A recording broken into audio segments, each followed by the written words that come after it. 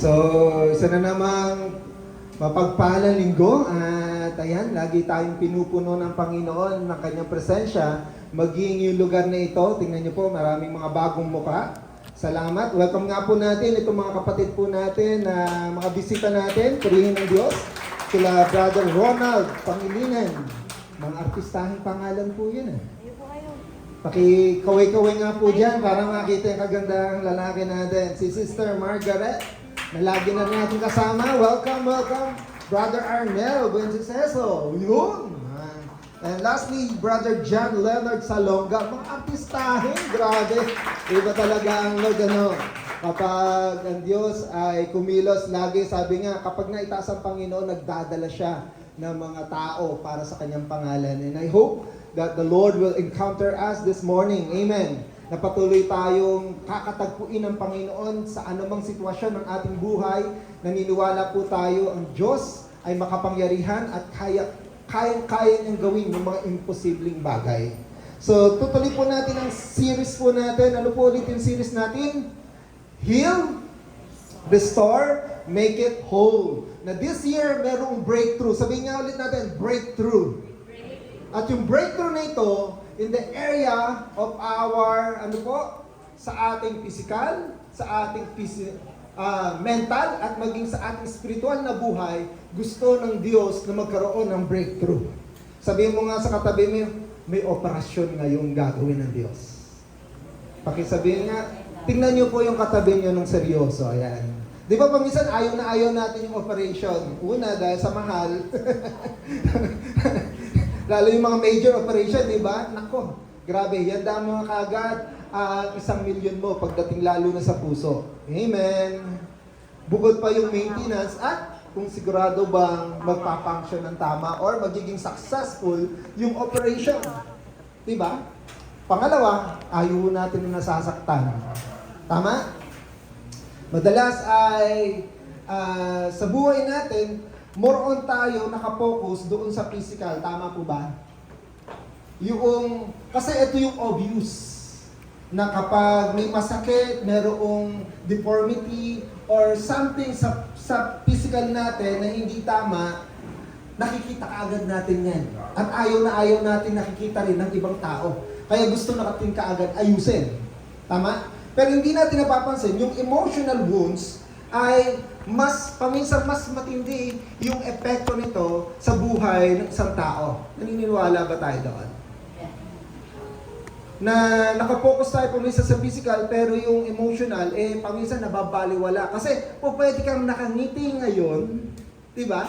Pwede kang nakangiti sa akin ngayon, pero deep inside, sa puso mo, sa kalooban mo, meron kang matinding pinagdadaanan. Huwag niyo nang tingnan ng inyong katabi. Sa akin lang muna ang tingin. Ayan. Kaya naniniwala ko merong operation na gagawin ng Lord sa umagang ito. Kaya nga sa mga nasa online ay patuloy tayong tumuon sa mensahe ng Panginoon ngayon. Nawa walang mga distraction, walang mga bagay na pwedeng maging sagabal dahil naniniwala ko may gagawin ng Diyos sa ating kalagitnaan, maging sa mga nanonood ngayon sa ating Facebook Live. So tandaan po natin, God is not only the healer of our bodies, but also the restorer of our hearts. Amen. Diba? Na ang Diyos hindi lang siya concerned sa inyong mga physical na pangangatawan, kundi nais niya na i-restore. Nais niya na pagalingin anumang mga sugat sa puso natin. Kanina ang ganda ho ng topic sa Sunday School. Kaya kung maaaring pumunta kayo na mas maaga, mas maganda dahil halos lately, hindi po to sinasadya, kundi talagang nagkakataon na merong related yung Sunday School natin sa ating mga services na mensahe. Katulad kanina, about anxiety. Sino yung hindi nakaranas na mag-alala? Sino yung hindi nakaranas na mangamba? Baka yung merong iba sa atin hanggang ngayon, iniisip na kagad, ano kaya yung uulamin namin? Ako, naiwanan ko yata yung aking halan na bukas, di ba? Marami tayong mga bagay na kinatatakutan, pinangangambahan. At yun din ay nagkakos ng sugat sa ating kalooban. Tayo po tayong lahat, basahin po natin ang ating tema or text ngayong umaga. Ang sabi sa awit 147 verse 3, He heals the brokenhearted and bind up their wounds. Sa Tagalog, sabay-sabay nga po nating basahin. At ang mga pusong wasak ay kanya rin lulunasan, ang natamo nilang sugat ay bibigyang kagalingan. Manalangin po tayo. Aming Ama, marami pong salamat sa umagang ito. Naniniwala po kung ready ka na mag-opera sa aming mga puso, sa aming mga kalooban, Panginoon. Tulungan mo nga po kami as we listen to your words, Lord God. Let your Holy Spirit speak to us in our midst. Even doon sa mga nakikinig ngayon through online, Lord God, that you can minister in their lives, Lord. Anumang mga problema, suliranin, sakit ng kalooban, Panginoon, na aming daladala ngayon, Panginoon. Lord, huwag mong hayaan na uuwi kami na ganun pa rin. As we listen to your word, Lord God, as we listen to your promises, Lord, patuloy kang mag-oopera, gagawa, magpapagaling, mag-aayos ng aming mga basag na puso. Tulungan niyo po ang iyong lingkod. Patuloy mo akong itago sa iyong likuran. Ang iyong kalooban, ang siyang mahayag, ang iyong nais, ang aming marinig, Panginoon. Give us direction. Give us your word, Lord God, na kapalit ng mga pangamba, kapalit ng mga trauma, ng mga alalahanin, Panginoon, na aming daladala, Panginoon. Lord, nais po namin makipag-barter sa iyo sa umagang ito. Kumilos ka nga po, magpakahayag ka nga po sa aming kalagitnaan, at patuloy kang mahayag, maluwalhati sa aming mga buhay. Sa iyo ang papurit karangalan, sa pangalan ni Jesus. Amen. Amen. So, topic po natin ngayon ay emotional healing, restoring a broken heart. Sa buhay po natin, naniniwala po ako na halos karamihan sa atin naranasan at nararanasan yung mga bagay na ito. Tama po ba? Diba?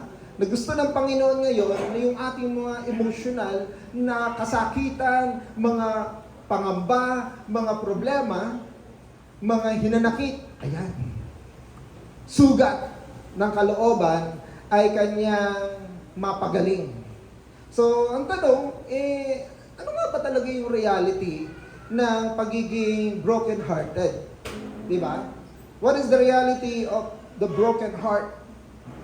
Ano ba yung katotohanan patungkol dito na marami pong may mga sakit ng kalooban, subalit hindi na-address dahil nakapokus nga lang po tayo sa ating mga physical na kalalagayan. Okay? Mas madali kasing ma-detect yung sa panlabas. It is obvious. Tama? Na kapag putol ang daliri, kulang, alam na kagad natin. Na kapag merong deformities, merong mga problema sa panlabas, may sugat, nakikita na kagad natin. Sabalit pagdating sa kalooban, ito po yung malaking problema na ang tindi ng impact pa rin. Na nagtataka tayo, bakit matanda na tayo, kapag nasaling yung sugat na yon, biglang nagre-react. Okay? Kaya ngayon, pag-usapan natin, ano ba talaga yung mga causes ng emotional pain? Ano nga ba yung mga pinagmumulan ito? Ano yung dahilan nito? Bakit yung sakit na ito, yung nagbibigay ng control sa ating mga puso at kalooban? Unang-una, sino po yung hindi nakaranas nito? Disappointment and failure. Baka ngayon pa lang, ay, nadidisappoint ka na, akala ko about blessing ang pag-uusapan. O baka nadidisappoint na tayo kanina pa lang, meron na mga ina-expect tayo na gustong mangyari pero hindi nangyayari, kaya nadidisappoint tayo. Lalo na pagdating sa failure. Na merong mga tao dito, pinalaki ng isip sa kanya, siya ay loser. Meron bang ganon? Na bata ka pa lang, ito na yung panggising ng umaga sa iyong buhay. Hoy! Tamad-tamad mo! Ayan, di ba? Wala ka nang ginawa! Yung parang bang feeling niya tuloy ay parang wala siyang kakwenta-kwenta. Meron bang ganyan? Na hindi natin alam, tumatanda tayo, na kahit na matanda na tayo, na andon pa rin sa puso natin yung mga sugat na yun. Kaya konti lang pagkakamali, bagsak ka na kaagad. Ano sabi ng Proverbs? Basahin nga po natin sabay-sabay. Hope deferred makes the heart sick, but a desire fulfilled is a tree of life. Sa Tagalog, ang matagal na paghihintay ay nagpapahina ng kalooban. Ngunit ang pangarap na natupad ay nagdudulot ng kasiyahan. Tama ba? Diba? Yung mga taong nananatili na lang pangarap, na dumadating yung pangarap na yun, ang tagal-tagal na, pangarap pa rin at bumabagsak na yung ating kalooban. Napanghihinaan na tayo ng loob. Dahil hanggang ngayon, yung pangarap na yun, hindi pa rin natin natutupad. Ang sabi nga, it deferred makes the heart sick. Na unti-unti, bumibigay na tayo, sumusuko na tayo, hanggang sa tanggapin na lang natin, ay, hanggang ganito na lang ako. Na yung pangarap na yan, lalo na, halimbawa sa trabaho, di ba? Bigla na lang, mawawalan ka ng trabaho. Na ang tingin mo tuloy sa sarili mo, hindi dahil sa nagtanggalan ng manggagawa, kundi ang tingin mo sa'yo, sarili, ay, you're a failure. Tama? Hindi ba ako magaling? Tapos yung bayarin na alam mong meron ng mga bayarin na susunod, dahil sa nawalan ka ng trabaho, ano mangyayari?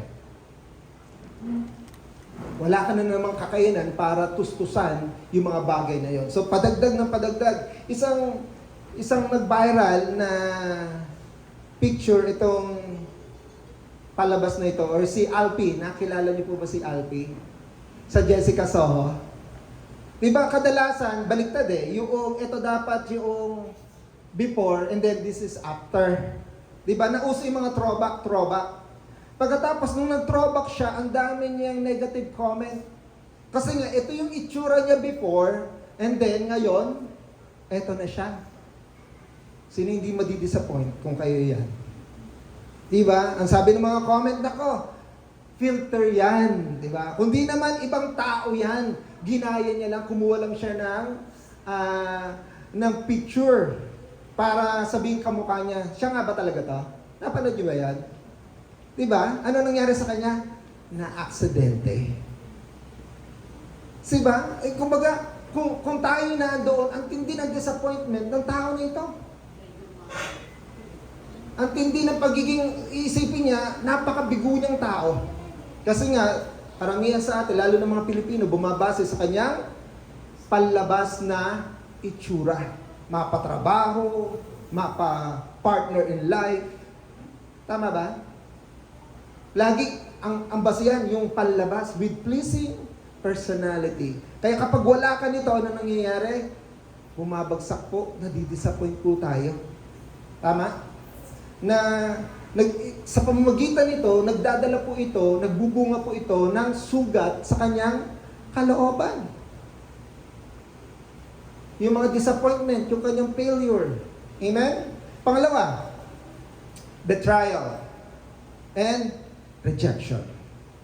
Mismong si Haring David, ang sabi niya sa Awit, chapter 55, verse 12 to 14, kaya kong mabata at mapagtiisan kung ang mangungutya ay isang, ready na tayo doon, di ba?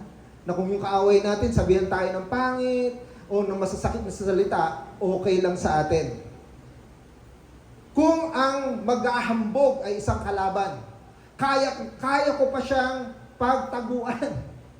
Ang mahirap nito ay tunay kong kasama. Aking kaibigang itinuturing pa, dati kausap ko sa bawat sandali at maging sa templo, kasama kong lagi.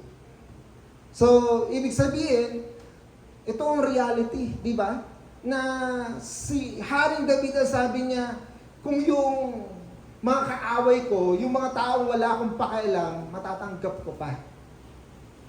Sabalit kung yung mga taong malapit sa akin, lalo yung kaibigan ko, ito ang kasabi niya, ka-churchmate. Tingin ka nga sa paligid. Na imbes na magpalakasan sa isa't isa, magtulungan sa isa't isa, siya pa yung nagchichismis. Hello, sabi mo sa katabi, wala dito niyan. Sinisipa palabas. Okay? Na sabi roon, dati kausap ko sa bawat sandali, maging sa templo. Pagkatapos ngayon, siya pa pala yung magpapahayag ng aking mga sekretong lihim na sinabi ng sa cell group, oy, sa atin lang to ha, wala tong, hindi to pwedeng ilabas pagkatapos ngayon, paglabas niya, nakapost. Diba? Ang sakit nun. Ang tindi ng rejection, ang tindi ng mga bagay na binubunga ng mga bagay nito. Yung inaasahan mong tutulong kakampi sa'yo, siya pa yung magsisira ng iyong pagtitiwala. Amen. Rejection. Mga kabataan, sino rito yung mga nabasted na aray? Uy, ayaw mong taas ng kamay. Nanariwa na lang, nasundat ba? Nasundat. O hindi lang kabataan. Paminsan kasi yung mga dati na. Tama? Hindi lang kabataan na. Sino nakaranas dito ng rejection? Ayaw mag-aminan, ano? Yung iniwan ka ng mahal mo sa buhay, ng iyong kaibigan, ng iyong kasintahan, ng iyong asawa, ng iyong anak.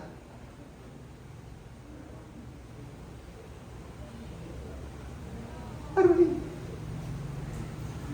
Na kapag hindi ito magaling, di ba? Kapag nanood ka tuloy ng mga palabas at yun yung story, baka mas nauna ka pang umiiyak doon sa artista. Di ba? Bakit? Kasi tamang-taba mo eh. Tama? Yung mga sugat, ang laki ng sugat na nadadala or nagiging bunga ng mga bagay nito. At madalas, yun nga, katulad na sinabi ko, di katulad ng physical wounds, obvious. At madalas, akala natin, naghilom na, pero ang totoo,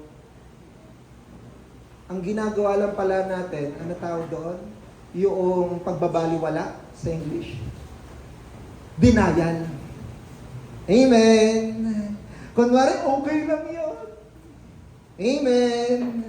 Pero kapag nakikita mo yung tao na yun, yung tao na yun. Gigil na gigil ka. Galit na galit ka. Or something na hindi tama ang iyong pakiramdam kapag naaalala mo yung mga gumagawa nito sa iyo. Ibig sabihin, merong pang sugat. Amen. Rejection. Pangatlo, abuse and past wounds.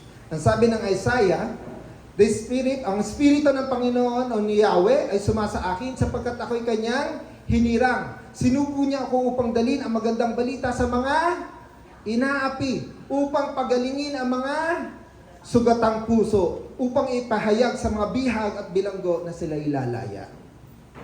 Imagine si Isaiah, hinahayag na kagad, akala natin ng panahon na yun, si Isaiah yung gagawa nito.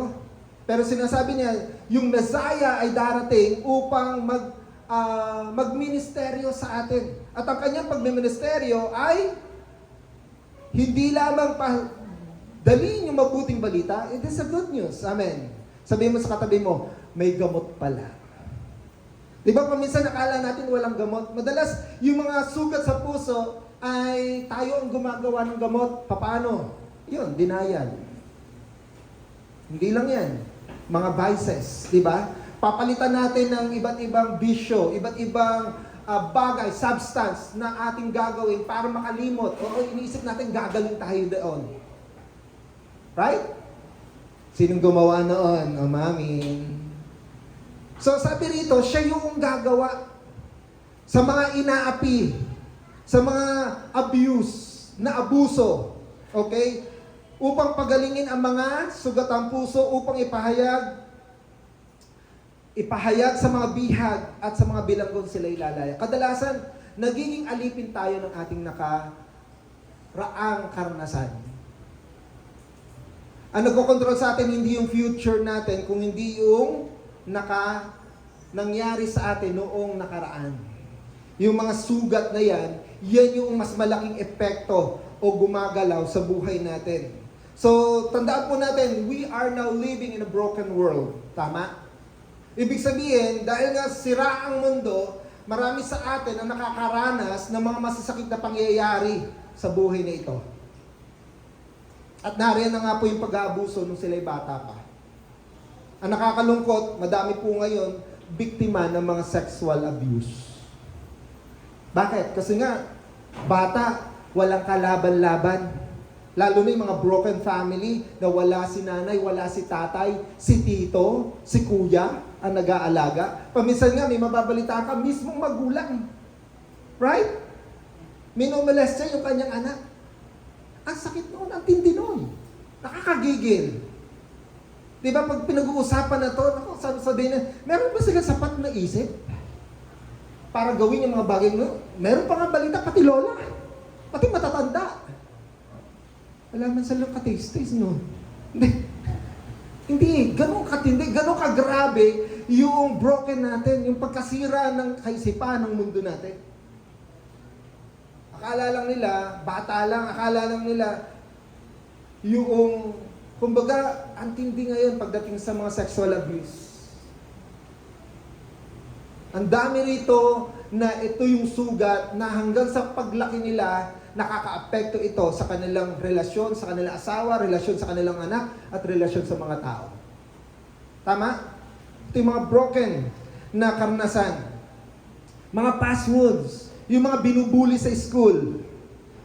Hindi natapos sa school, maging sa mga trabaho nila. Amen? At ang nakakalungkot, maging sa kanilang tahanan, binubuli pa rin sila. Na imbes na yung tahanan na yon, siya yung dapat na magdedepensa. Or yung church. Katulad ng kaninang sinasabi ni Haring David na yung kaibigan ko na ito. Kasama ko sa church, kakawentuhan ko. Eh siya pa yung nambuli sa akin. Sabi mo sa katabi mo, wala niyan dito. Papalisin natin. Diba? Na itong mga karanasan na ito, yung mga past wounds, yung mga nakaraang sugat, eh madalas hindi natin alam na ang tindi pa rin pala ng control sa buhay natin. At itong pang-apat, sasabihin ko sa inyo, naniniwala po ako na maraming dahilan. Marami pang dahilan kung bakit nagkakaroon tayo ng mga emotional sicknesses, mga sakit sa kalooban. Subalit itong pang-apat na ito, eh halos lahat tayo nakaranas. Alam niyo kung ano yun? Na walang sino man sa atin ang hindi nakaranas nito. Alam niyo kung ano? Nahiya kayo mag-guess? Guess nga kayo. Ano po yan?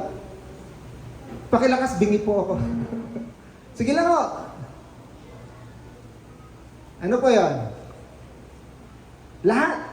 Mga pabata, matanda, naranasan po ito. Walang exemption. Ayaw niyo mangula? Ito na nga. Loss of loved one. Sino rito walang nawalang mahal sa buhay? Walang namatay? Sino po rito walang namatayan? Kaya sabi ko lahat po ito naranasan po natin.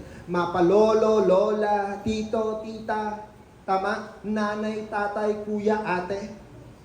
Right? Na lahat po tayo ay naging biktima nito. Lahat po tayo ay kasama rito, maging si Jesus. Kaya nga po doon sa John 11, ito yung pinakamaikling talata pero punong-puno ng damdamin. Imagine maging si Jesus napaiyak sa sitwasyon ng kanyang kaibigan. Napaiyak sa kamandag ng kamatayan. Amen. Na si Jesus bilang kaibigan niya si Lazaro at nakita niyang nag-iiyakan yung marami at nakita niya yung bunga, yung kamandag ng kamatayan. Grabe. Kaya nga nung siya ay namatay at muling nabuhay, sabi niya, nasaan ngayon yung kamandag mo kamatayan? Amen. Diba? Kasi sa ayat gusto mo, darating ang panahon, isa sa mga mahal mo sa buhay, mawawala.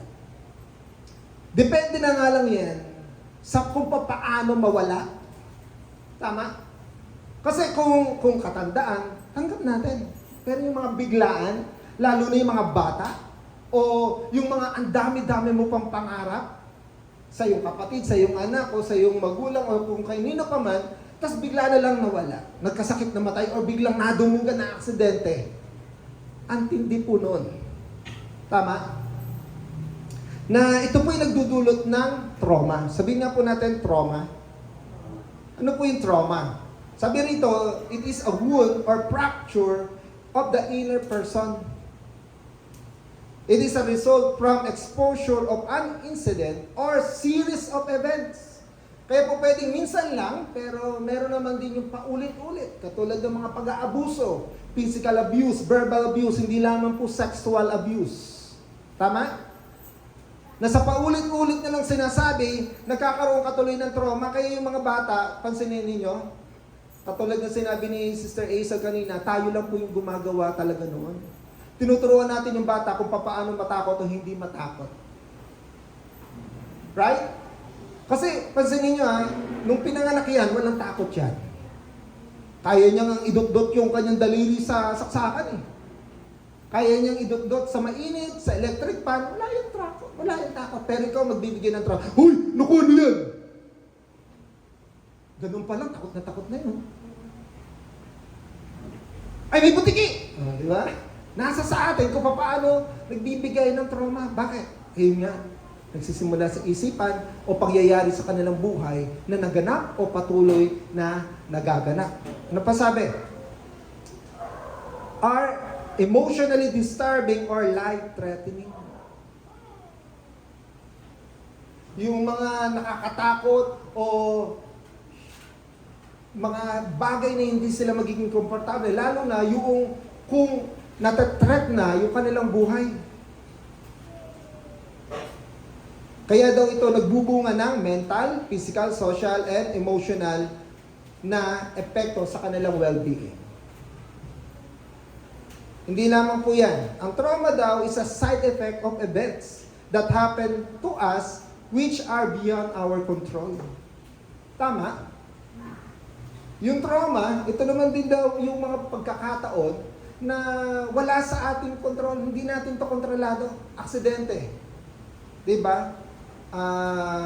Natural calamity. Niwash out ang bahay mo, di ba? Every time namuulan ako. Iniwanan ka ng mahal mo. Trauma yun. Hindi pa nag-aaway. Iiwanan na. Trauma na. Sabi, it can be in the form of physical, verbal, emotional, sexual, or spiritual abuse. It also can be anything from the road accident, falling down the stairs, or a sudden bad news.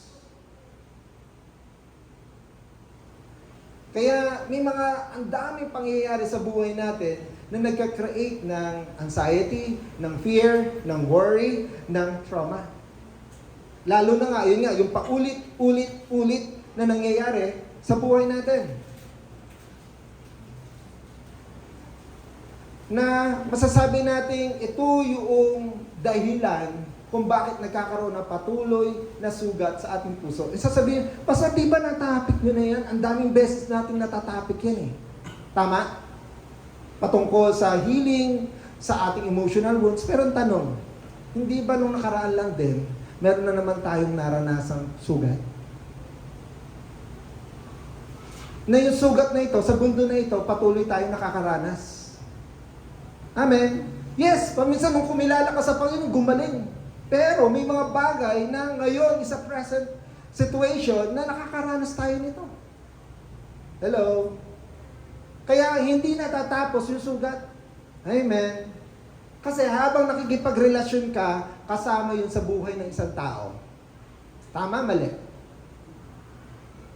Hindi mo po pwede sabihin na, sige Lord, o Pastor, hindi na ako makikipagrelasyon, hindi na ako makikipagsalimuha para hindi na ako masaktan. Diba? Inisip ng tao ganyan eh. Kaya madalas, ito po yung nagiging resulta. Ano daw ba yung mga impact noong broken heart or trauma sa buhay ng mga tao? Una, puntahan muna natin yung emotional na problema. Sabi rito, experiencing symptoms of depression or anxiety, struggling with the present feelings of sadness or worry, and having difficult managing or controlling intense emotion in everyday situation. Kaya, hindi mo napapansin, unti-unti, bakit ka nade-depress? Kasi may mga sugat sa puso mo na ito yung nagko-control sa'yo. Ano yung mga nangyayari? Nag-aalala ka, nalulungkot ka, yung sobrang pagkalungkot, na kahit na sabihin na natin na may mga nagkakasayahan na yung marami pero yung ngiti nga. Diba? Katulad ngayon, tingnan nyo. Dapat yan, nabibideo. Diba? Yun yung mga sign ng mga depressed. Ito yung mga sign na kapag ikaw ay may broken-hearted, di ba parang sa iyong isipan, sa iyong emosyon, muna pala, hindi yung sa iyong emosyon, talagang kahit pilitin mo magsaya, hindi ka makapagsaya. Sabi nga dito, meron din ditong yung having difficult managing or controlling intense emotion. Ano yung mga intense emotion? Galit. Tama? Kaya yung iba, bakit konting bagay lang, galit na. Kasi may mga sugat. Kasi meron pang hindi na hilong na nasugat sa kanilang mga puso. Ano pa? Physical. Pag-usapan natin ang physical. Eto na. Bakit hindi ka makapagkatulog? Insomnia. Difficulty falling or staying asleep. Nakakatulog ka pero napakasandali lang tapos bigla kinakabahan ka. Okay? Headache. Raging from mild discomfort to severe pain. Fatigue. Persistent tiredness or lack of energy despite of rest. Na kahit ba nagpapahinga ka o nakapagpahinga ka, nakatulog ka ng 8 hours, 10 hours, pero pagbangon mo, para ka pa rin hindi nakatulog. Nararanasan po ba natin to? O hindi talaga tayo mapagkatulog? O makatulog man lang tayo is 2 oras, 3 oras. Bakit? Kasi nga meron tayong mga iniisip, meron tayong mga depression, meron tayong mga problema na naglalaro sa ating isipan. Physical. Cognitive, yung sa ating kaisipan. Experiencing short-term memory loss. Ayun. Na kasi nga, wala dito yung focus mo, sandali lang, nakakalimutan mo na kung ano yung present situation. Kaya, nakakalimutan mo kung nasaan yung salamin. Di mo alam kung saan nailagay, di ba? Sabi, which makes difficult to retain recent information or events. Additionally, frequent flashback of past event may occur, often vivid and involuntary, causing a person to relive certain moments from their history. Yung para bang kahit di mo isipin, dahil nga, kumbaga sa iyong subconscious, ito yung nakabaon. Kumbaga, merong automatic replay. Yung mga words na pangit na paulit-ulit na sinabi sa'yo, yung mga masasakit na sitwasyon na naranasan mo, walang iniwan din yan, di ba, pag in love? Yung magagandang bagay naman, kung paano kayo nagkakilala, pag nagte-text kayo, o nagtatawagan, di ba? Paulit-ulit din yun Pero the same thing with the bad experience. Kaya ang tanong, ano meron tayo? Mas maraming pangit na karanasan, o mas maraming magagandang karanasan? Ano yung pumupuno sa isip natin, sa puso natin? Pero ito may mga trauma, gusto daw nila, kusa. Diba? Magre-replay. Kaya nga, hindi pa nangyayari, nangangamba ka na, natatakot ka na. Meron po bang ganito? And pang-apat, spiritual. Ano yung epekto nito? Experiencing a loss of faith or diminished passion for God. Madalas, sa mga nangyayari sa mga buhay natin, lagi damay ang Diyos. Bakit? Halimbawa mo ito, namatayan ka naman sa buhay, dahil sa sakit o dahil sa aksidente, hindi naman yung Diyos yung driver Pero ang nasisisihin, ang Lord. Di ba? Na kapag merong mga pangit na nangyari sa buhay natin, ang Diyos wala namang doon, pero sasabihin natin, Lord, bakit ganyan? Bakit mo hinayaan? Di ba? Sisisihin dami ang Diyos Lord, bakit hinayaan mo mamatay ang tatay ko? Bakit hinayaan mo mamatay ang anak ko? Kung talagang buhay ka, o talagang totoo ka, hanggang sa dumating yung panahon na nagdududa na siya sa Diyos. Kita nyo, sasabihin mo lang Diyos. Kasi bunga ito ng masasakit na karanasan. Karamihan ng mga naniniwalang walang Diyos, yung mga atheists, 100%.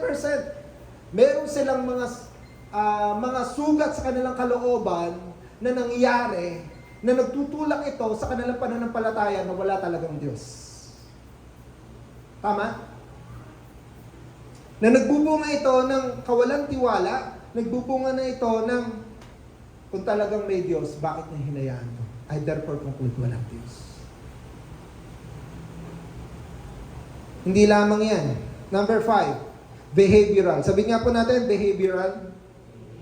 Ano to?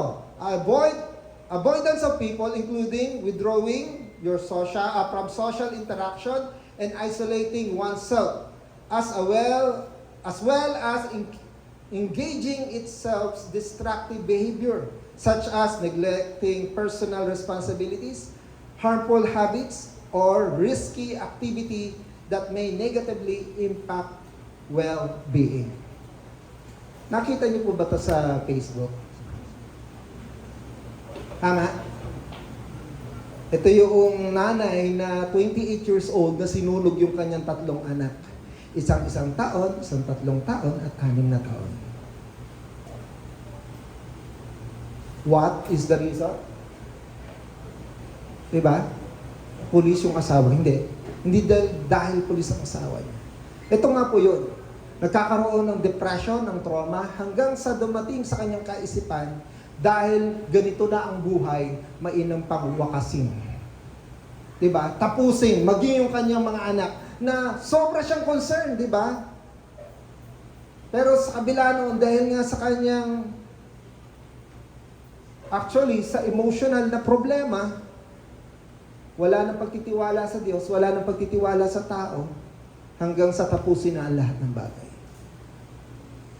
Pero, ayaw ng Lord na mangyari ito sa atin.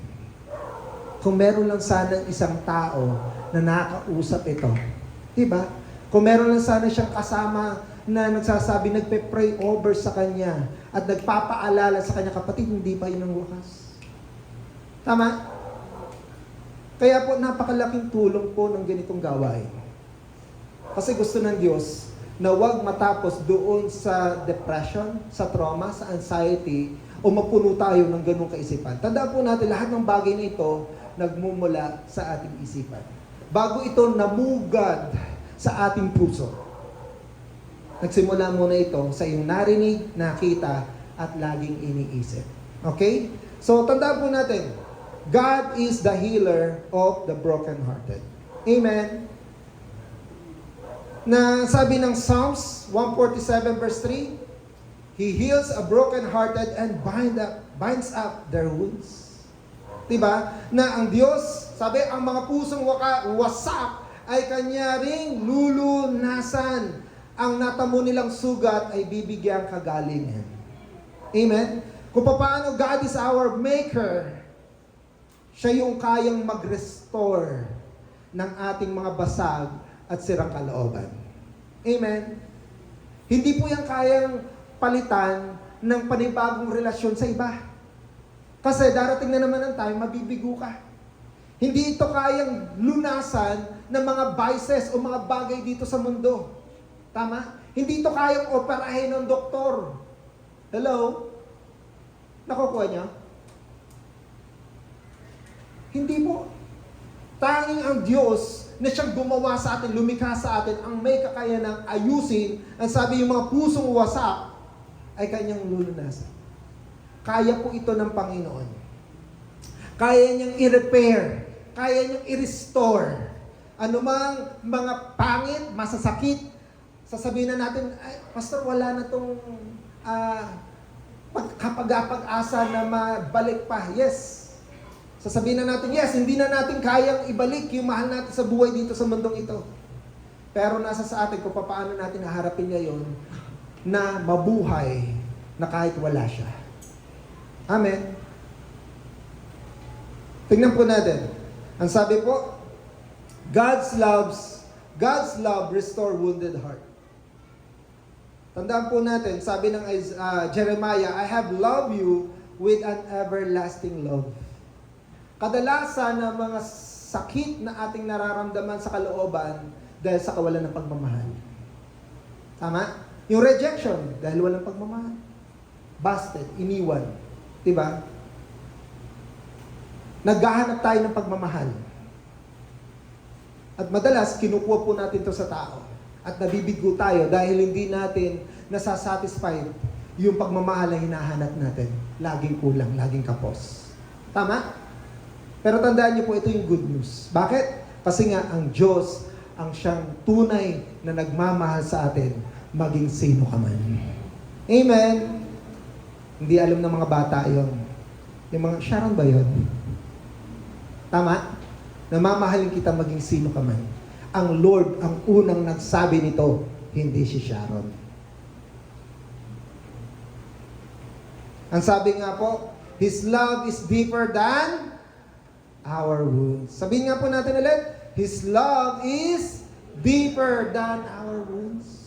Na gaano man katindi yung sugat mo, gaano man katindi yung karanasan mo, pastor, grabe, wala itong may kukumpara sa sinasabi nyo. Pero huwag nyo rin kalilimutan na yung pag-ibig ng Diyos ay mas malalim pa doon sa sugat na sinasabi nyo wala nang kahalintulad. Amen.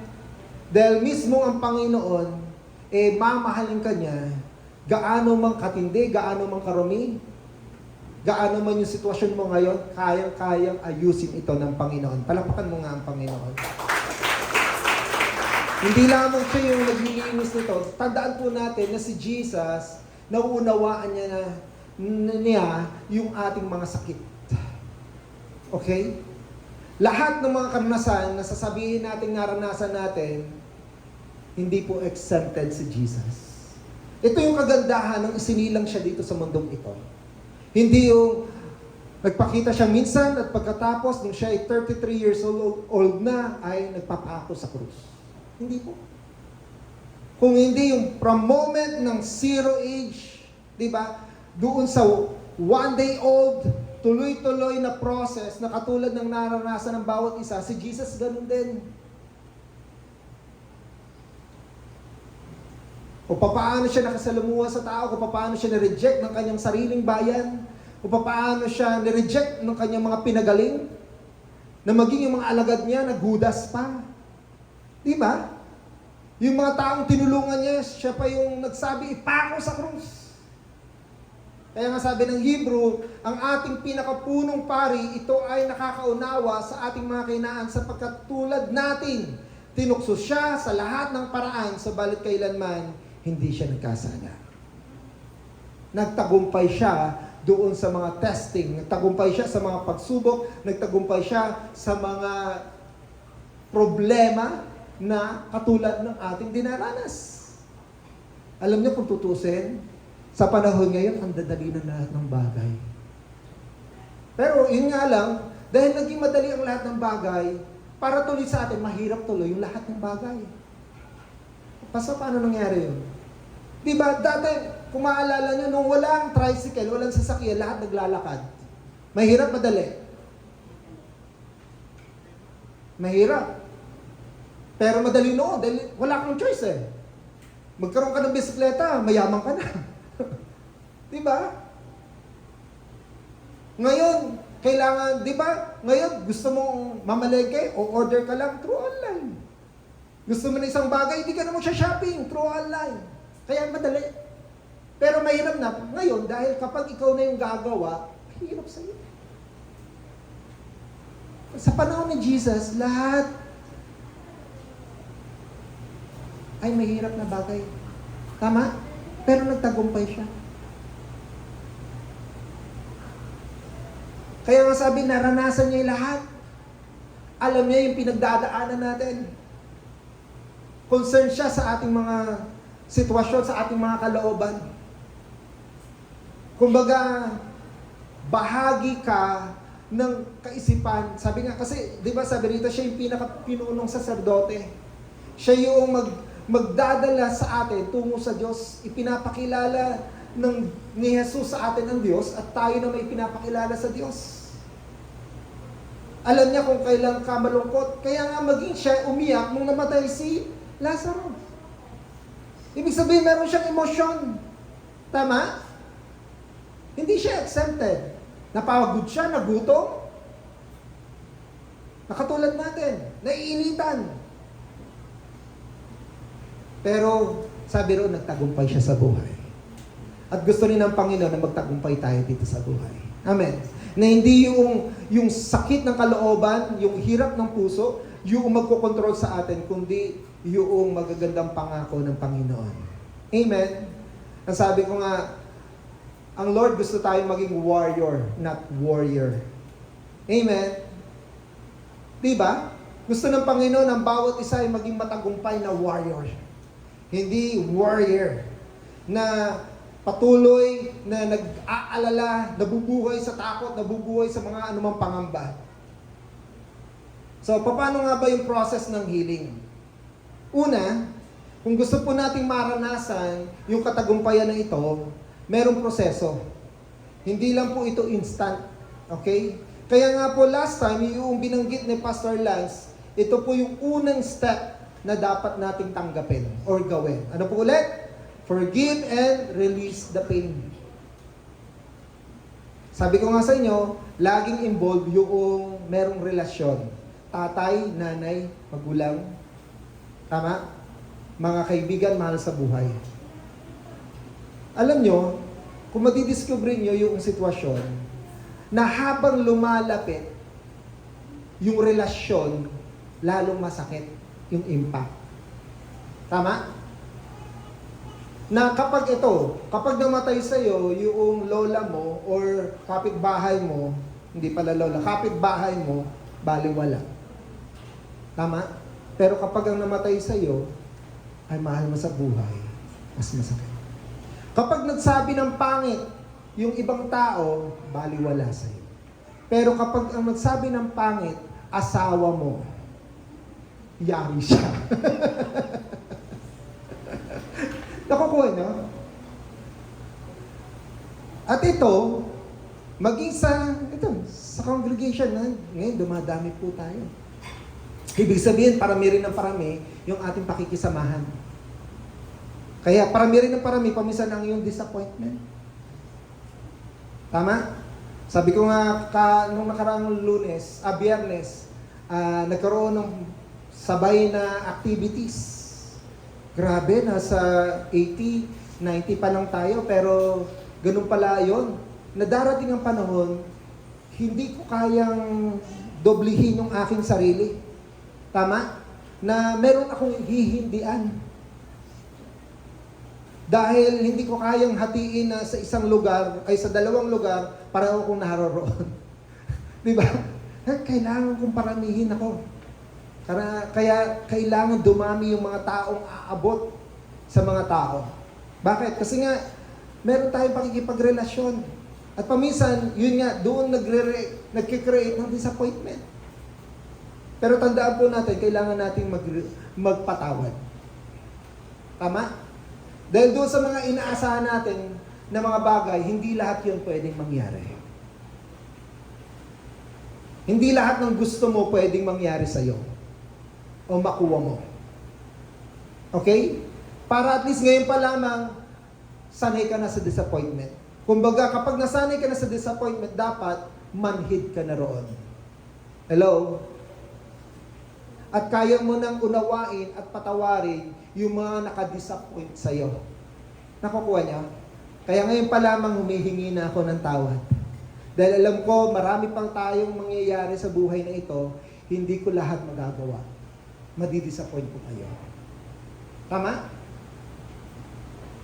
Yung mga inaasahan natin, maging yung mga nakagawa sa atin ng pagkakamali. Ang sabi nga dito sa Ephesians, alisin na ninyo ang lahat ng sama ng loob, puot at galit. Diba? Itong mga nag-abuso sa atin, itong mga nakagawa ng mali sa atin, nagsabi sa atin ng pangit, ito yung mga bunga nito, sama ng loob, puot, galit. Huwag na kayong mambubulyaw, malalait, at mananakit ng damdamin ng kapwa. Sa halip, maging mabait kayo at maunawain. Mapagpatawad o magpatawad kayo sa isa't isa tulad ng pagpapatawad sa inyo ng Diyos dahil kay Kristo. Amen. Na anumang mga bagay na nasa kalooban natin, magsimula tayo ngayong mag-release. Sabihin mo nga ulit sa katabi mo, operasyon na. Ang sabi nga po, holding on to pain only delays healing. Na kung patuloy mo itong, hindi, ako pastor ang nasaktan eh. Ako ang naagrabyado. Tama? Pero hanggat dala-dala mo yan, ako ang iniwan. Hanggat nasa puso mo pa rin yan, yung sakit, hindi yan gagaling. At araw-araw mo yung dala-dala. Magsimula ka ngayon magpatanggal sa Diyos. Tama? Ang ganda ng mensahe last Sunday, tama? Na yung magsimula tayo ngayon magpatawad. Tama, hindi na may erase yung kanilang ginawa, nangyari na eh. Kung naabuso tayo, merong nangyaring hindi maganda, hindi na po natin may babalik yun. Pero yun, nakaraan na. Meron tayong future. Huwag mong hayaan yung nakaraan mo yung magkocontrol ng yung future. Mas ikaw ang talo. Diba? Sila masasaya na doon, ikaw nagmumukmuk pa rin. Sila nakamove on na, ikaw na andito pa rin sa nakaraan. Gusto ng Diyos, kalimutan mo yan. Bagamat naandyan, gusto ng Diyos, naandoon pa rin, pero yung pain, yung sakit, yung epekto nito, dapat unti-unti nang maghihilom. Hindi ba siya yung panlabas lang na gumaling? Na naandoon pa rin yung sugat sa loob na kaunting hipo lang, magre-react. Ay, nandiyan siya! Hindi ako atin. Di ba? Pag nandiyan yan, pastor. Hindi po. Ibig sabihin, hindi pa rin magaling yung sugat sa puso po natin. Tama? And then, number 2, surround yourself with godly support. Ano daw po yung una? Matuto tayong magpatawad at mag-alis ng anumang mga sugat na to. Pangalawa, surround yourself with godly support. Anong sabi ng Proverbs? Ang kaibigan ay nagmamahal sa lahat ng panahon. At sa oras ng kagipit ay kapatid na tumutulong. So, ang Diyos gumagamit ng mga tao, community, counseling. Okay? Mga counselor para matulungan tayo. May mga trauma, may mga depression talaga na kailangan talagang i-one-on-one. Or talagang magabayan. So, depende po ito sa lalim o sa sitwasyon na kanyang kinalalagyan. Okay? Bagamat ito, sabi ko nga ito, patuloy at patuloy nating mararanasan at patuloy din nating mapapakinggan. Subalit ito ang kagandahan. Bakit? Kasi nga, naglagay ang Diyos ng mga kuya ate para tulungan tayong ma-release. Okay? Magkaroon ng safe environment. Kung paano noon nasira yung tiwala mo sa tao. Kung paano noon nasira ang tiwala mo sa Diyos, ngayon gustong i-restore ng Panginoon. That you have the loving God, na meron kang kapatid sa Panginoon na gusto at bahagi na ng buhay mo, na tutulong at magiging bahagi ng support sa isa't isa. Amen. Hindi po kayo nag-iisa. Hindi rin po kayo nag-iisang merong, kumbaga, na biktima. Naniniwala ako rito, merong mga kasama tayo na baka kapag nalaman niyo yung mga istorya nila, baka sabihin mo mas mapalad ka pa. Tama? Na doon sa mga nangyaring ito, pinapakita lang sa atin na meron kang kapatid, meron kang mga brothers and sister na concern. Kaya nga po, lagi ko pong pinupush yung cell group po natin.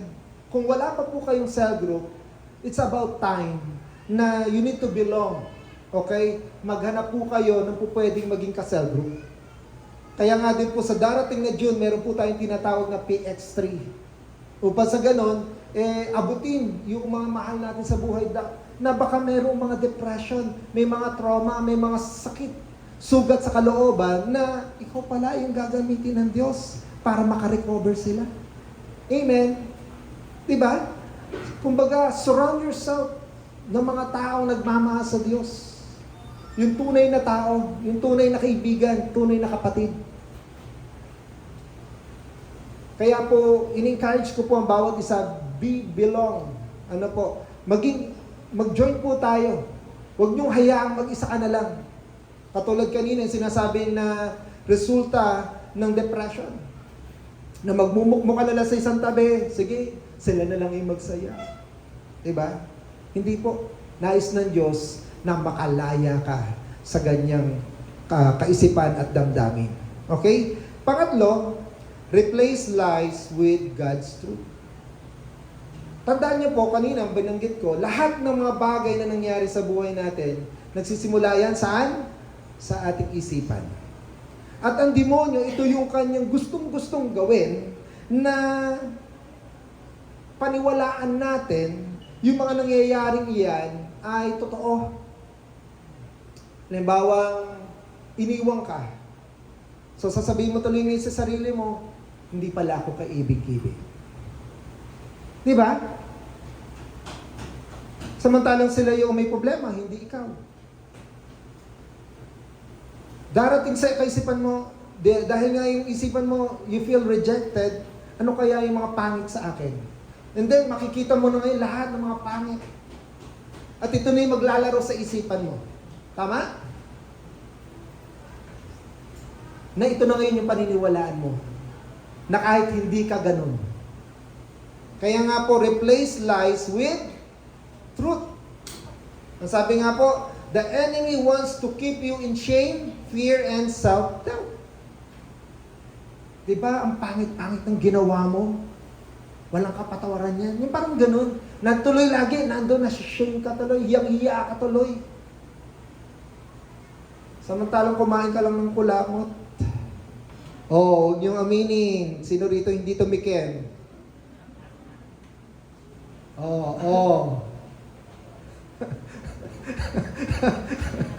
Totoo, di ba? Kaya lang isa nakita kasi eh.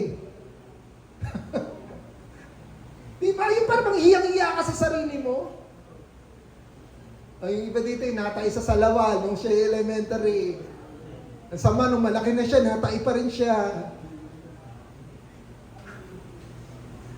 Pero ang sasabihin ng kaaway sa'yo, eto, kakayang ginawa mo. Kakaroon ka na tuloy ng pagdududa. Nagkakaroon ka na tuloy ng takot. Pero tandaan mo, you are special. Sabihin nyo nga, I am special. I am loved. Di ba? Na special ka. Grabe ang pinambayad sa'yo. Ang dugo ng Panginoon, priceless. Kanina sinabi, you are loved ng Panginoon. Mas malalim yung pag-ibig ng Diyos kaysa doon sa mga kahihiyan, kaysa doon sa mga pangit na nangyari sa buhay mo. May pag-asa pa. At ang demonyo, yun ang gustong paulit-ulit. You're a loser. You're nobody. Tama? You're a failure. Walang nagmamahal sa'yo. Tandaan nyo. Same yan. Kaya nga yung kaninang babae, pinatay yung kanyang anak at kanyang sarili kasi yun na yung kanyang nasa isip. Kahit hindi nyo siya tanungin. Walang nagmamahal sa kanya, yung asawa niya, walang nagmamahal sa kanya. Kawawa yung mga anak niya, walang concern sa anak niya. Tama? Hindi siya espesyal, walang magandang plano ang Diyos. In fact, sasabihin niya, walang Diyos eh. Kasi bakit niya kailangan patayin ng sarili niya? Hindi siya takot. Doon sa kabilang buhay. Tama? Kaya ngayon, magsimula tayong palitan yung ating kaisipan ng mga pangako ng Diyos. Anong sabi ng awit? The Lord is close to the broken-hearted and save those who are crushed in spirit. Baliktad pala. Sabi niya, tinutulungan niya ang mga nagdurusa at di binibigo ang walang pag-asa. Kaya nga, the same love pa rin. Kung tayo nakagawa ng mali, kung tayo ay nasa trauma, kung tayo depressed, kung tayo ay nagwo-worry, sinasabi ng Lord, malapit ako sa inyo.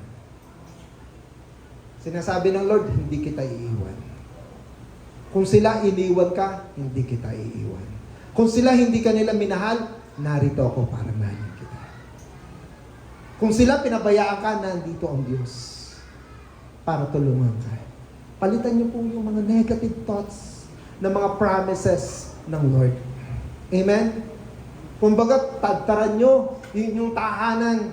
Kung kayo nagsasuffer ng depression, i-print nyo. Mura lang naman ng print. Itong mga talata na ito, i-print nyo yan sa kusina, sa CR, para every time na nalulungkot ka, every time na para bang nasisira yung pagtingin mo sa sarili mo, nakikita mo napapalitan ng salita ng Diyos. Palitan po natin yan. Sino po hindi nakakakilala sa taong ito? Si Rowan Atkinson? Alam niyo po ba? Ayun, mas kilala sa pangalang Mr. Bean. Ito po isang magandang halimbawa ng mga depression, anxiety. Kasi lumaki siya na bulol. Nag-uutal-utal pa ulit-ulit. Ayan. Totoo pala yung kanyang action. Na yung mga kaklase niya, binubuli siya. At pagkatapos, ang tawag pa nga sa kanya, alien. Mukha daw alien eh. Kaya wala siyang mga kaibigan. Pero nahilig siya sa mga science. Kaya nag-aral pa siya sa Oxford. Wow, galing. Pero, ang heart niya kasi sa acting. Kaya lang, dahil sa kanyang pagsasalita, ang dami daw mga TV program, TV show na nire-reject siya. Kahit sa kanyang eskwelahan, hindi siya sinasama. Pero sabi nga, ito yung kanyang passion. Ito yung kanyang gusto.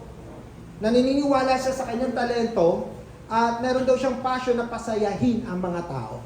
Actually, ano siya eh, Anglican. So, hindi daw ito nagpabago o nagpabagsak sa kanya.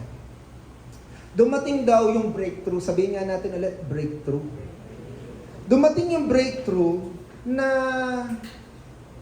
nagkaroon siya ng realization na meron siyang gagawing character na hindi magiging hadlang yung kanyang pagsasalita.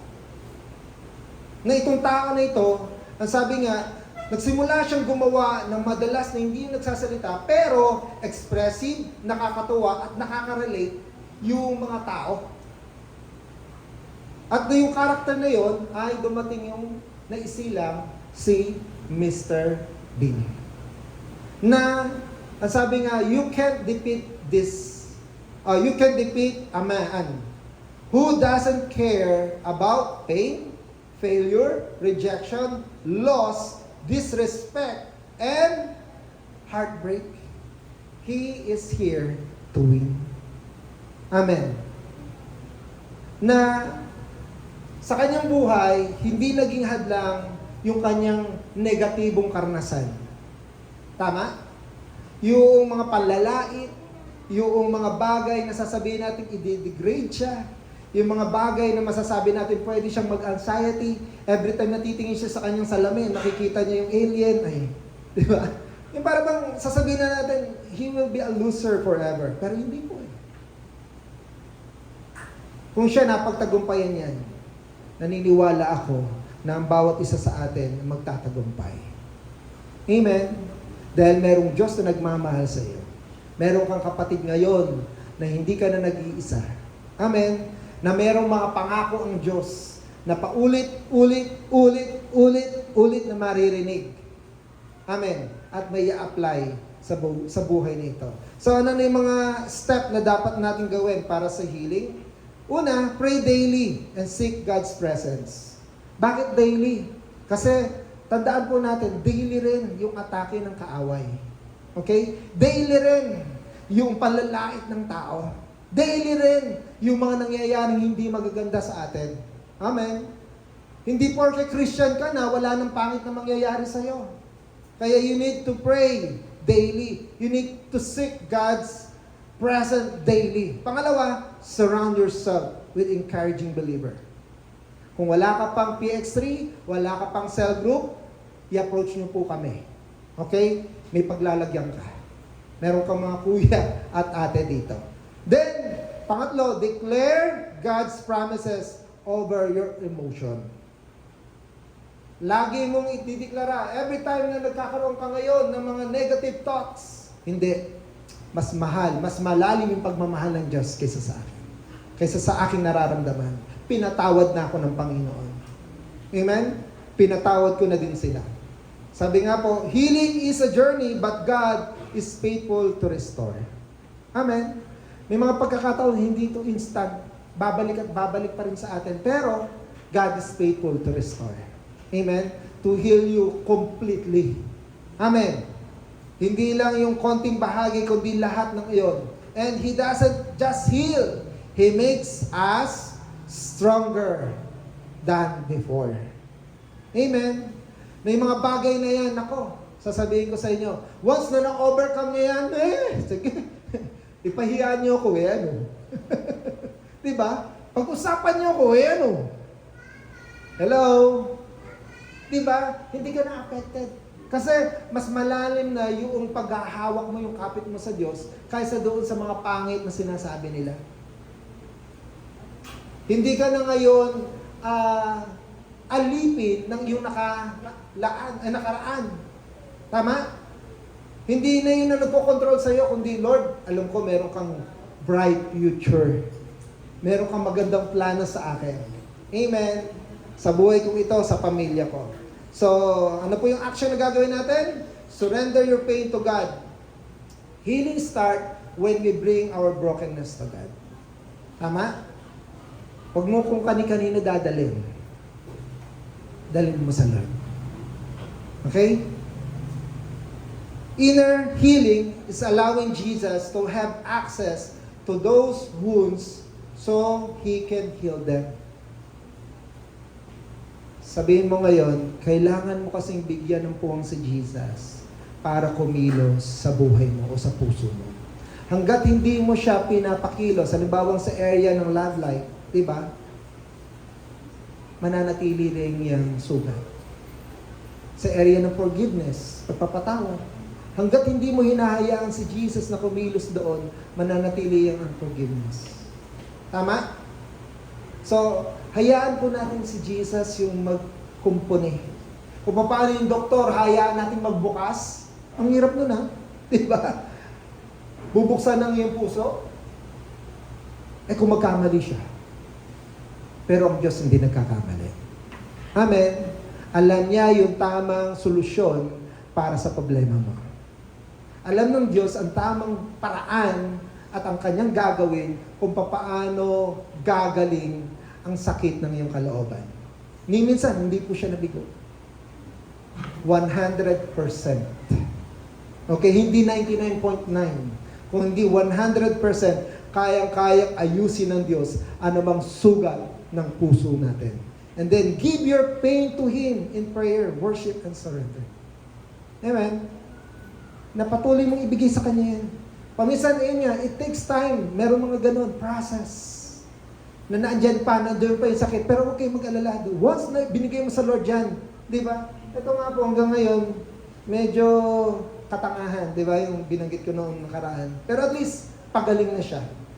Hindi yung pinag-pray ko siya, pagkatapos nawala. Hindi yun. Andito pa rin eh. Pero peklat na lang. Amen. Hindi ko na maibabalik yung nakaraan. Na, dapat umiwas ako. Hindi na po. Nandito na eh. Pero ang Diyos, kaya niyang paghilurin. Kaya niyang i-heal itong mga bagay nito. Then, read His Word and let His promises restore your heart. Amen.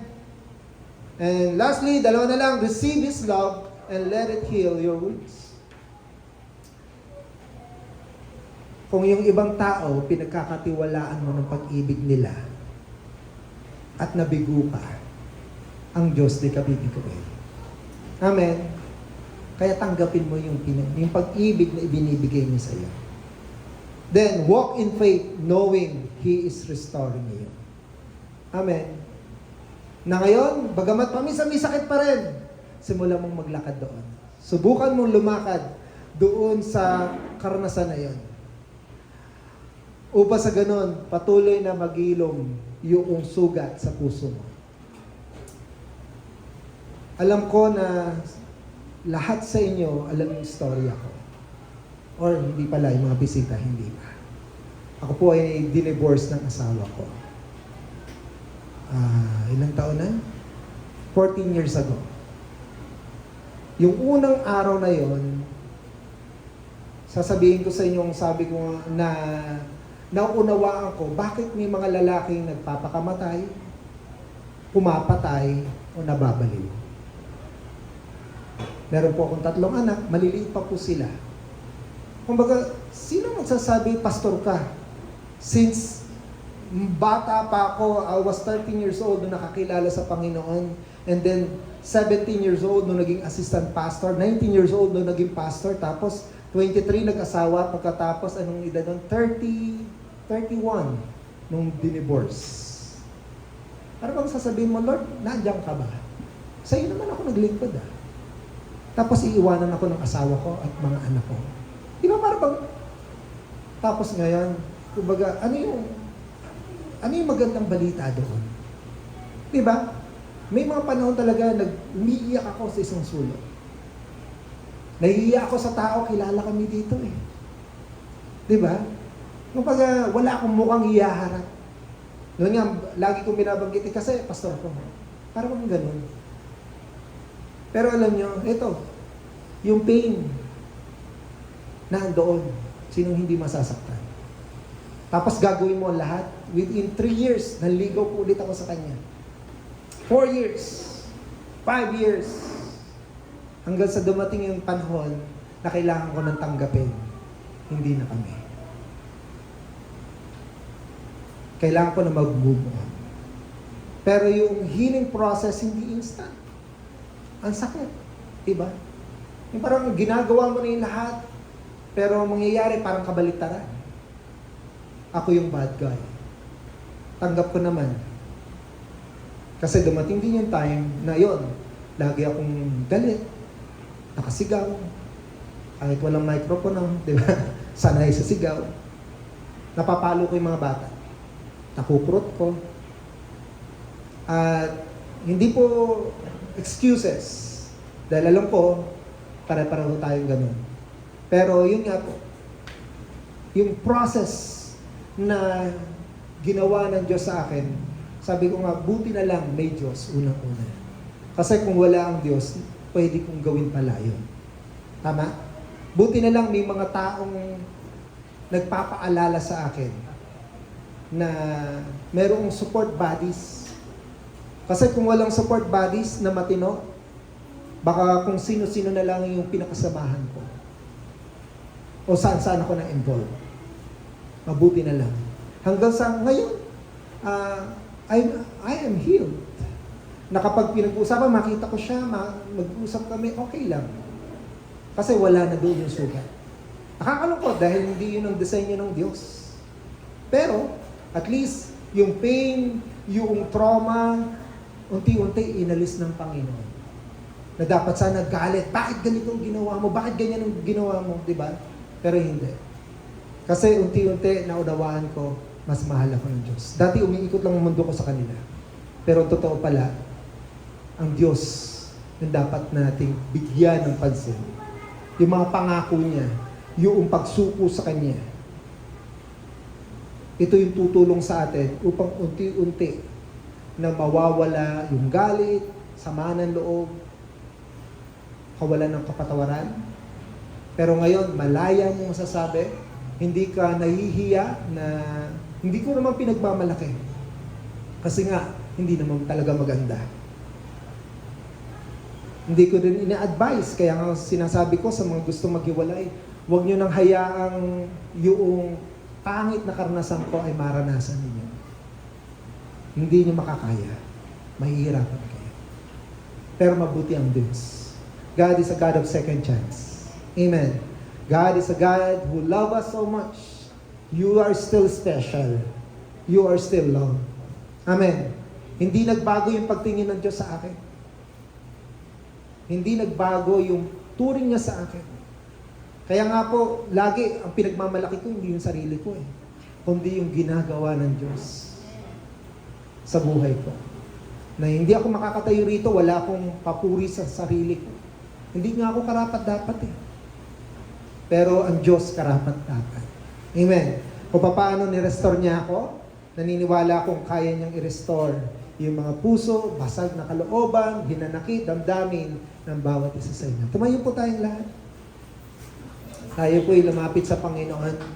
Kung meron po rito, yung daman-daman niya pa rin, yung sakit, alam niya, meron pa rin siyang sugat sa puso niya na gustong magpagaling sa Panginoon, ilapit po natin sa Panginoon yan.